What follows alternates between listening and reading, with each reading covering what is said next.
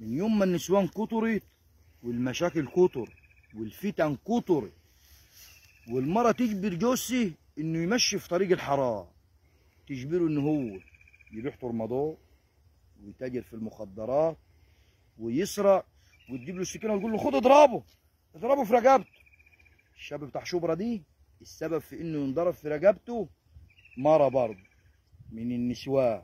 الله يجيكم فر، لا فيكم لا دي ولا بركه ولا عهد، مفيش فايده من النسوان ابدا غير الخراب، ما وراهمش غير الخراب والمشاكل.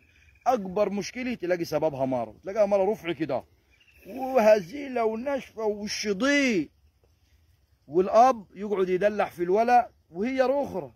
الاب ينادي على الولد يقول له يا ماما، يقوم موز يقول له يدلع في موز لحد ما موز يشم بودر، وموز يخش السي ويقعد يقول الواد يحس يا حبيبي بتنخيب يابا.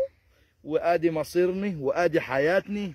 الاب بيشتغل لما يطلع ديك اللي خلفوه عشان المرة ترضى عليه، والمرة هي السبب في المشاكل والهموم والكروب اللي احنا فيه، واللي عيال يطلعوا يشموا بودرة ويطلعوا سقط ونودوهم جامعات خاصة وبرضه يسقطوا، وادي حالني. وفي النهاية بقى نعمل لهم افراح كبيرة ونجيبوا بقى مسارح على مونتال ونجيبوا فرق ونجيبوا نجوم ما احناش عارفين، هي نجوم مالهاش اسم.